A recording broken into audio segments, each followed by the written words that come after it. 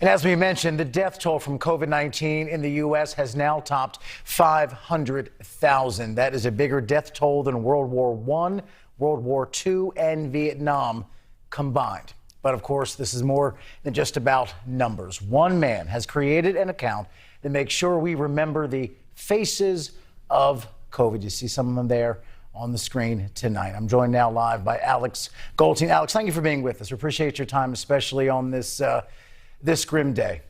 Thank you so much for having me. Really appreciate it. Talk about where the idea came for this project.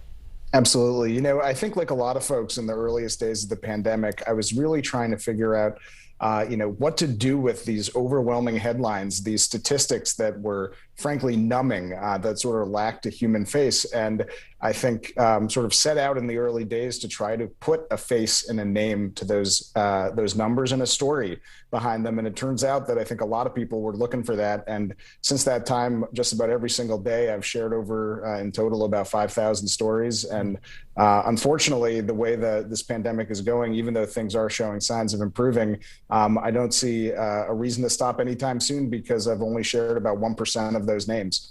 Wow. It is remarkable work. And I know this is a slightly awkward question. Did any in particular stand out to you? And if so, why? You know, I think that a lot of stories stand out for me for different reasons. Sometimes it's because you see someone that reminds you of your own loved one, of your own friend or family member. Sometimes it's because of the injustice of what happened to them because they had to work in a medical institution without the right PPE, or they were forced to go into work when they weren't feeling well and spread the virus to others. Or sometimes it's just the stories the family sent to you with a picture from a wedding where somebody's making a toast and smiling. And so they hit you in different ways, but each one of them, I think begs a question of us about what we could have done to prevent 500,000 deaths. And I really do think that a huge part of that is to actually see the people behind the numbers and not see them as abstract statistics, but as real people who lived beautiful lives and who have a lot of people who are missing them right now. So true. And I know you have discovered this along the way. We've heard this so much in the past year. COVID-19 did not and is not discriminating. It doesn't really care who you voted for, where you live, in some cases your age. This affected people from all kinds of backgrounds and walks of life. Absolutely. And I think it's really one of the reasons I think Faces of COVID has taken up such a following. We have about 150,000 followers on Twitter right now. And that's because you see every single walk of American life. You see people from small towns and big cities, from every single vocation imaginable. But it also tells a story that goes a little deeper than the headlines do about what communities have been impacted more than others. There are more Black and brown faces among the faces of COVID than any other group by proportion. There are also, for example, in Native American communities have been particularly hit hard by this. And so we try to do everything we can to really show the full scope of this, because I think it's a really important part about building better policy decisions, better decision-making in community going forward, is we have to be honest about ourselves about what's actually happened out there. And I know I feel this in my job. I think many people feel this. How do we prevent becoming numb to this? As you said a second ago, this just being a number that goes up by 1,000 or 2 every day, and it's just a graphic on the screen or a headline in the newspaper. How do we maintain our humanity and sense of loss and grief, even now that we're at this once unthinkable number?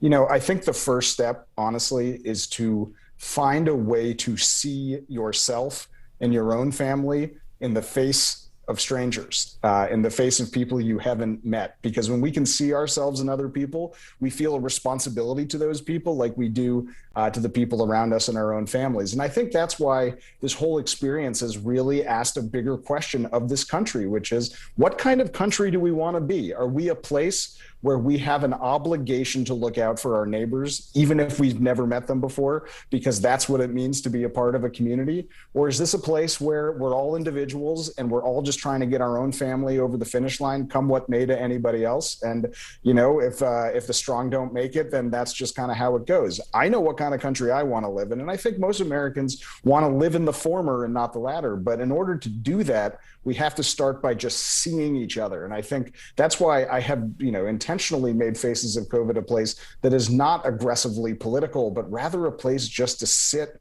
and be present with faces and names and stories of people that we've lost. And before we let you go, remind people out there where they can find your work, and are you committed to doing this until we get to whatever the end of COVID may look like? Absolutely. Yeah. So it's primarily run on Twitter. It's at Faces of COVID. And you can just pop that into the search bar on Twitter and you'll find it.